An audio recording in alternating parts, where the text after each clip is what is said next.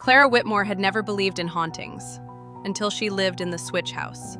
It was never officially called that, of course, not on any real estate records or maps. But the locals knew. They always knew. It sat at the end of an overgrown path in rural Vermont, hidden behind trees that leaned unnaturally inward, like they were watching. The house had belonged to her uncle, a reclusive man who died in his sleep, alone and reportedly smiling. She inherited the place and moved in, hoping for quiet, but from the first night, quiet was the last thing she got. She heard pacing above the bedroom, though there was no upstairs. Sometimes she'd wake up with the smell of rotting pine in her nostrils and mud on her sheets. Her cat refused to enter the master bedroom. One evening, she found an old child's shoe on the porch. She didn't have children. There hadn't been children in that house for 50 years. 6 months later, Clara fled. Not with fanfare, not with screams, just with her car, a few boxes, and the feeling that if she didn't leave that night, she'd never leave at all. No one asked why. The real estate agent sold the house without blinking. But then came the email. Just 2 lines from a man named Jason Calhoun. "You lived in my house. There's something in the crawl space. It's still hungry." Attached was a blurry photo of the crawl space hatch, cracked open, with something pale just inside. Something that looked vaguely like a hand, but jointed wrong. Clara hadn't even known there was a crawl space. Jason sent a video next. The camera trembled as he crawled into the hatch. Dust motes floated like snowflakes. His flashlight caught shelves nailed into the walls. Child-sized toys, glass jars filled with dark hair, drawings in crayon that depicted a smiling house eating people whole. Then the camera panned left. In the corner, something sat on its knees, back turned, rocking slowly. When he spoke, it stopped, turned its head. That's when the video cut out. The final frame, a smile too wide for a human face. Clara couldn't ignore it. Despite everything in her telling her to run, she drove back to the town the next morning. She found the house unsold, door ajar. Jason's car was still in the driveway, keys in the ignition, but no one answered. Inside, everything was dark, like the house had been holding its breath. The hallway mirror was gone, shattered, the shards arranged in a circle on the floor, like a ritual. A single word was carved into the wood of the doorframe in shaky script. Switch. The crawl space was open. Clara stood at its mouth, staring in. There was no smell, no cold air, just silence. She called Jason's name, but her voice seemed swallowed. She left and went straight to the county records office. There had been 8 owners before her. 6 of them had vanished without a trace. The Houndsfolk called it the Switch House because every few years someone would move in and someone else would vanish. They thought it was the house choosing, swapping one soul for another. Feeding. Clara had laughed at first. Now, she wasn't so sure. That night, she dreamed of a hallway that never ended. The walls pulsed like skin. In the distance, she heard footsteps, bare feet, small, quick. Then a voice behind her. "You left me in the dark. Now it's your turn." She turned. There was a boy there. No eyes. Just sockets filled with soot. She woke up screaming. She called the sheriff. He came, half believing her, until he saw the crawl space. "This wasn't here before," he muttered. They went in together, flashlights beaming. Clara felt the space breathe. Something had changed. It wasn't a crawl space anymore, it was a room. And at the center of the room was a dollhouse, an exact replica of the house above them. Clara reached to open it. The sheriff stopped her.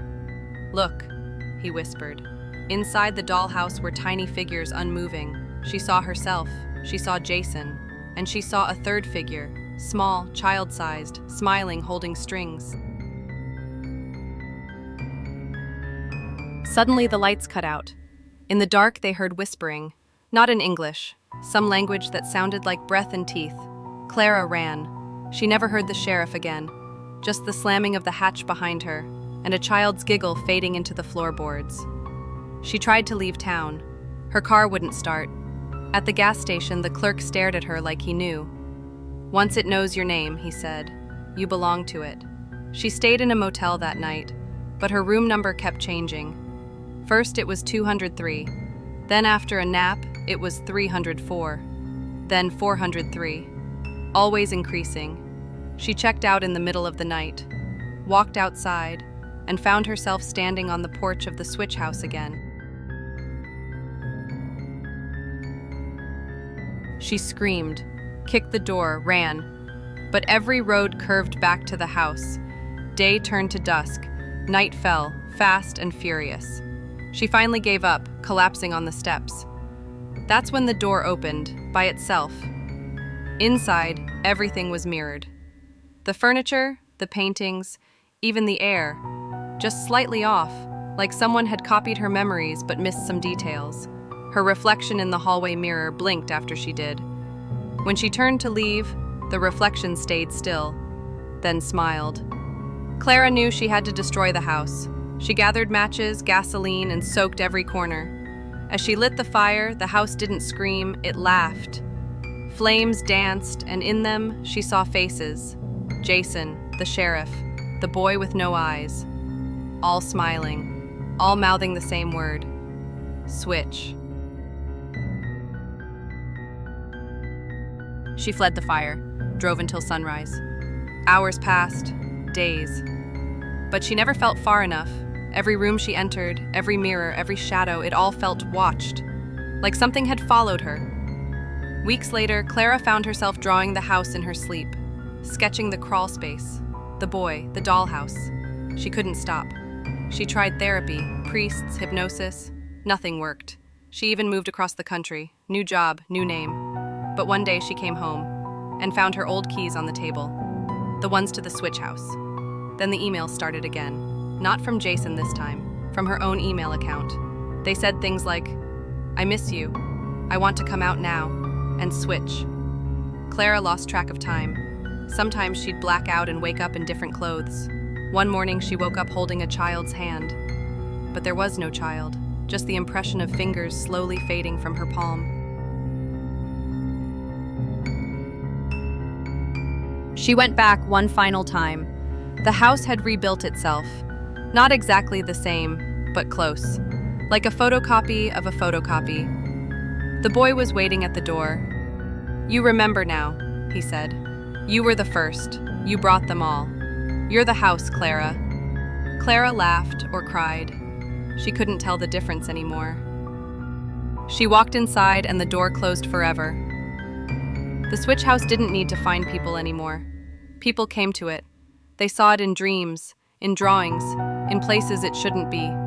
The house spreads like a story, passed from ear to ear. And now you've heard it. Maybe you'll dream of it too. Maybe tonight you'll see a house at the end of a road you don't remember walking down. And if the door opens, don't go inside. Don't listen to the voice that says your name like it's always known you. Don't look in the mirror. Because the moment you do, you'll see what everyone sees in the end. The switch has already happened.